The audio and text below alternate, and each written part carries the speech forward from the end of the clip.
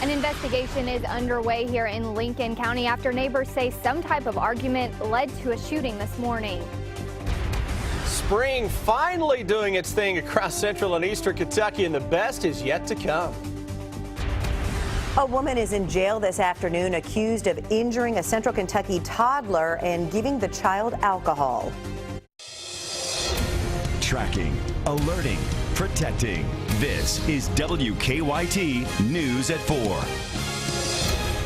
Good afternoon, I'm Jennifer Palumbo. It's finally starting to look and feel like spring. It's a sunny afternoon with temperatures in the upper 50s and low 60s across the region. You're looking at our sky cam at Thoroughbred Park in downtown Lexington, where it could be close to 70 degrees at this time tomorrow. WKYT Chief Meteorologist Chris Bailey has a first look at the forecast. And Chris, the week is off to a great start. Yeah, it really is, and that's excellent news, Jennifer, for a lot of the kiddos, teachers, school systems out on spring break this week. You picked a winner of a weather week here across the bluegrass state of Kentucky. We were looking toward the downtown area. What do we look like out into the Hamburg Pavilion area? Beautiful as well. Blue skies over top of us. Everything greening up on a very quick note now. 60 degrees in Lexington. Winds are coming at us from the west and the northwest. That will eventually turn into a much milder flow. Look at the humidity. It is bone dry right now at 30%. A lot of areas right at 60 degrees or better. The farther south and southwest that we go, the milder those temperatures are. And again, you're going to notice the thermometers really coming up over the next couple of days. Live First Alert Defender, not a whole lot to write home about. Not expecting a whole lot out there over the next couple of days. So we're going to have a nice little stretch of some mild weather. Weather headline, spring finally arrives into town. Great filling temperatures by the end of the week, though, Jennifer. I've got thunderstorms creeping into our forecast. We'll show you if and how that impacts the big Easter weekend. And oh, by the way, this little game going on up in Indianapolis for Wildcat fans, I've got you covered with your Final Four forecast coming up in just a few. We'll see you in 15 minutes. Thank you, Chris. Well, police say they know who shot a man in central Kentucky, but they can't find the victim. State police say a man was shot around 8:30 this morning on Spring Run Road near Stanford. Neighbors tell us an argument led up to the shooting, but police are having trouble determining exactly what happened. WKYT's Hillary Thornton is in Lincoln County with reaction from a neighbor in our top story at 4.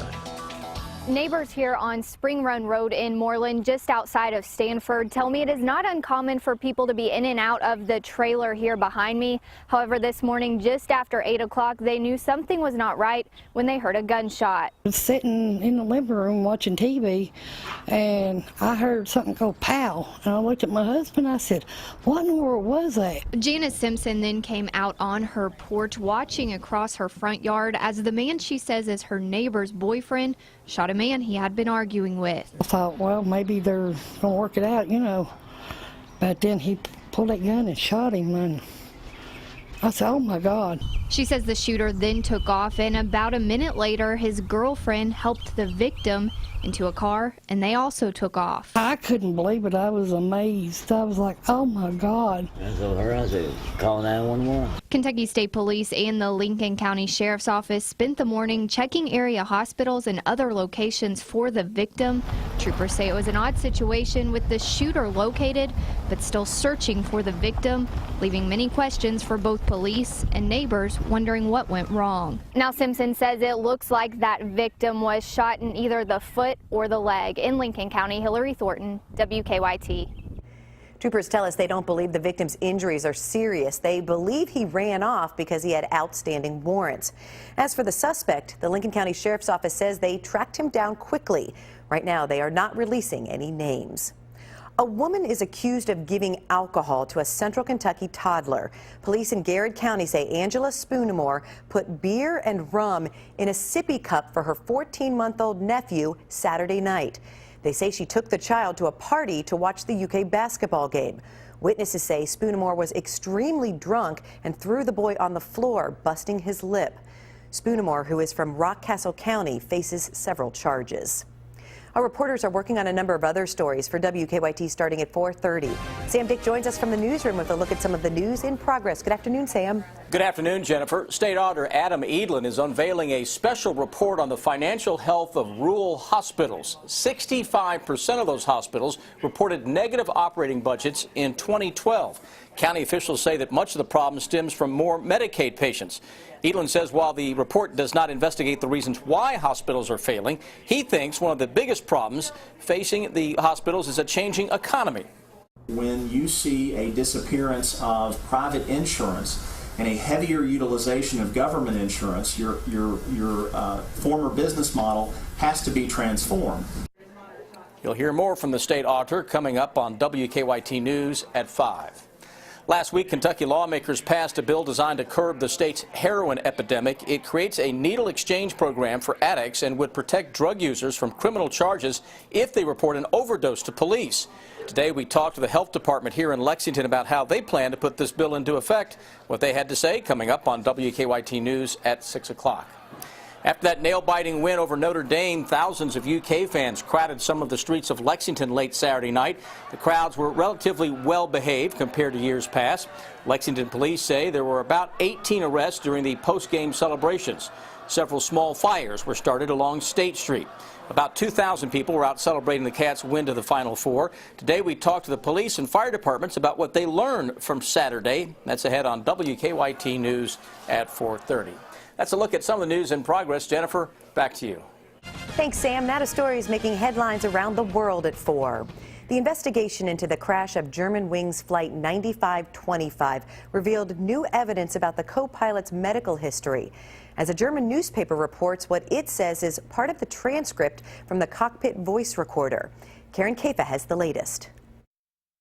Co-pilot Andreas Lubitz, who is believed to have deliberately crashed Germanwings Flight 9525 into the French Alps, suffered from suicidal tendencies at some point before he began his career as a pilot.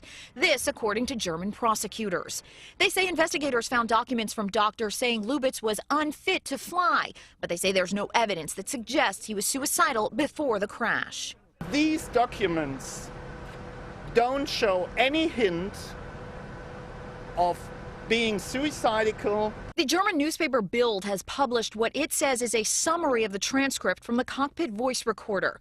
According to that report, the pilot is heard shouting to be let back into the cockpit several times as the plane descends toward the Alps.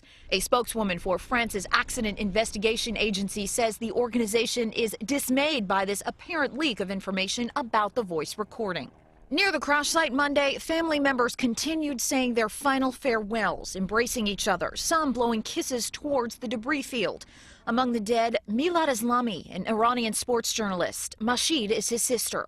He said to one of his friends that if someone killed in the fly crash, it would be okay because it's for 1 minute. More than 100 German investigators are at the crash site, continuing to look for the flight data recorder and collecting the remains of those who were on board. In Washington, I'm Karen Kafa.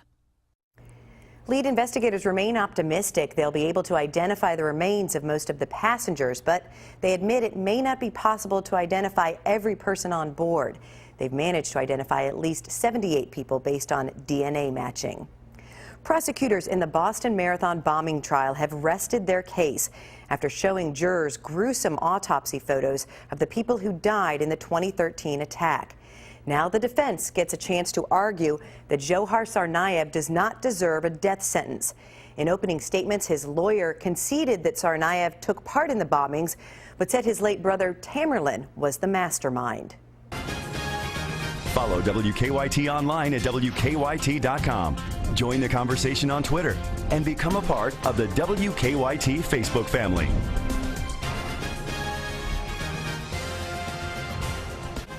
Stocks surging today on news of the central bank's support for growth. The Dow jumped 264 points to close at 17,976. The Nasdaq added 56, and the S&P 500 picked up 25. A new survey finds a lot of Americans are spending all of their paychecks and not saving anything for emergencies or retirement.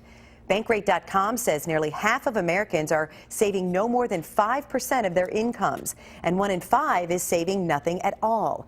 The best group when it comes to saving is the middle class. More than 1/3 of them are saving at least 10%.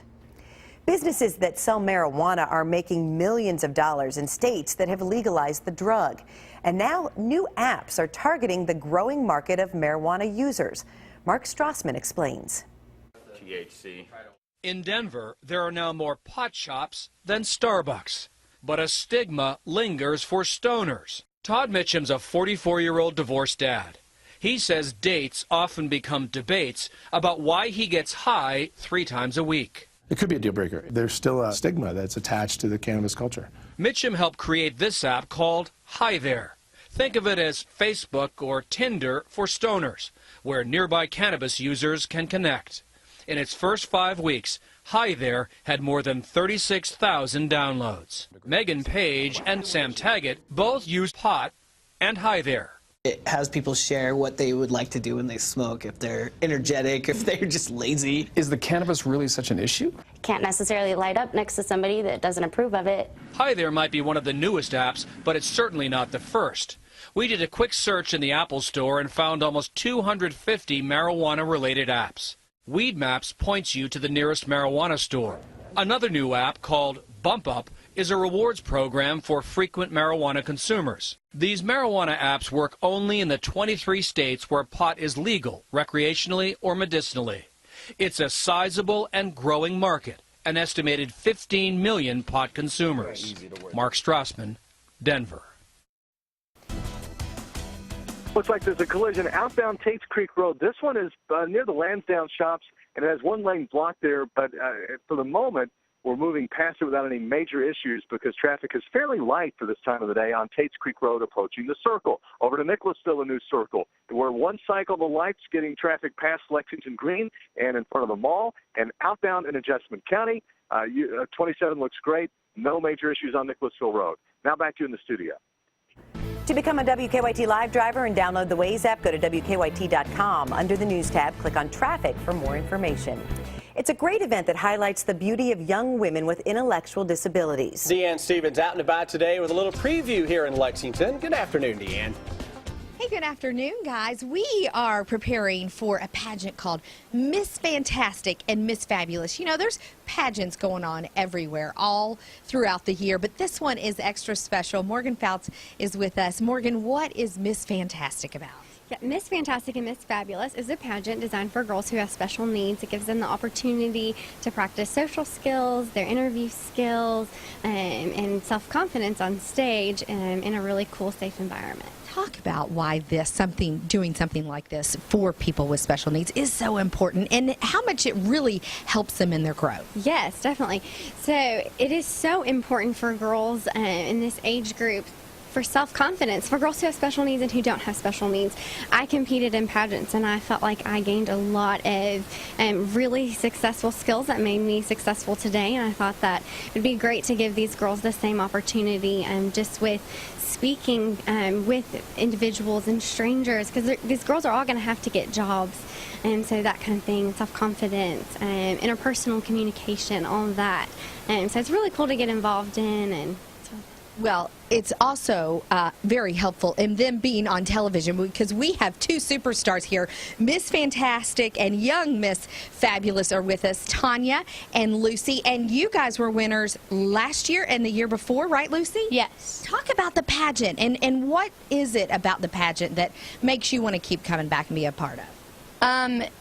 It makes me feel like I'm really grown up and mature and that I have a lot of self-confidence to do things like cheer and things like dance and just my future and things I want to do in life.